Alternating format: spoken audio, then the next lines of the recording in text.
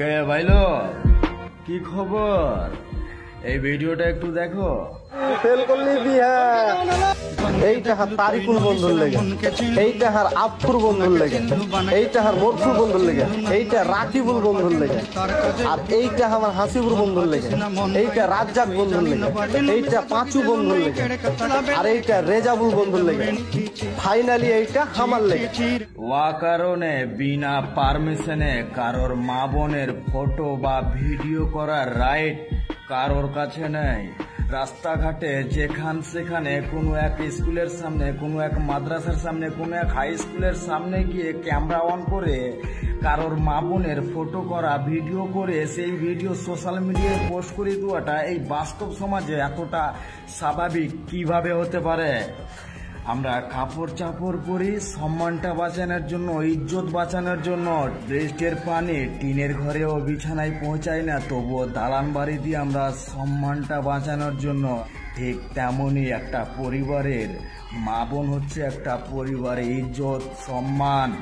এই মেয়েগুলার এই ফটো, এই ভিডিও দিয়ে আমি এআই দিয়ে এমন একটা ভিডিও তৈরি করতে পারি, আপনাকে বিশ্বাস করতে বাধ্য হতে হবে যে হ্যাঁ এই মেয়েগুলারই সেই ভিডিও, আর সেটা হলো জঘন্য ভিডিও। হ্যাঁ, দুনিয়া এতটাই টেকনোলজিতে আছে, এই ফটো এই ভিডিওর দ্বারা দিয়ে এই মেয়েদের জীবনটা ধ্বংস করা যেতে পারে। এই ভিডিওটা যে প্রোফাইলে পোস্ট আছে মিলিয়নের ওপরেও ভিউজ আছে। আফসোস এই মেয়েগুলো একটা মুসলিম পরিবারের মেয়ে। যে প্রোফাইলে ভিডিওটা পোস্ট আছে কমেন্টগুলো দেখলাম, সেই মুসলিম ঘরের ছেলেগুলাই কমেন্ট করেছে নাইস ভিডিও, ওয়াও অসাধারণ ভিডিও। কেউ আবার কমেন্ট করছে অমুক নাম্বার মেয়েটা আমার।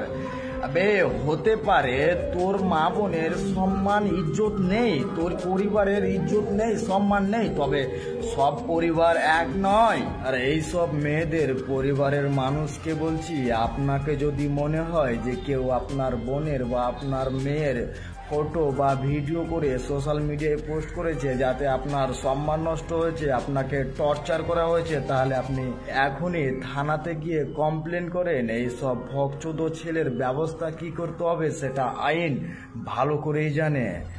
সেই দিন তুমি তোমার ফোন দিয়ে ভিডিও করবে, সোশ্যাল মিডিয়ায় পোস্ট করবে, আমি হাজারো মানুষকে দেখাবো যে দেখ সমাজের কিছু ভুল মানুষ একটা ভুল করার কারণে তার কিভাবে সাজা হয়েছে, যাতে এই ধরনের ভুল কোনো এক ছেলে দ্বিতীয়বার করতে গেলে যাতে তাকে হাজারো বার ভাবতে হয়। দেখ আমি কারোর এগেনস্টে কথা বলছি না, সমাজে কিছু জঘন্য মানুষ থাকে যাদের কারণে কোনো এক পরিবারের সম্মান নষ্ট হয়ে যেতে পারে। সেই সমাজে আমিও বাস করছি, আমারও পরিবারে মা বোন আছে, কোনো একদিন আমার পরিবারও শিকার হতে পারে, আর আমি আমার পরিবারের জন্য কুছ ভি করতে পারি।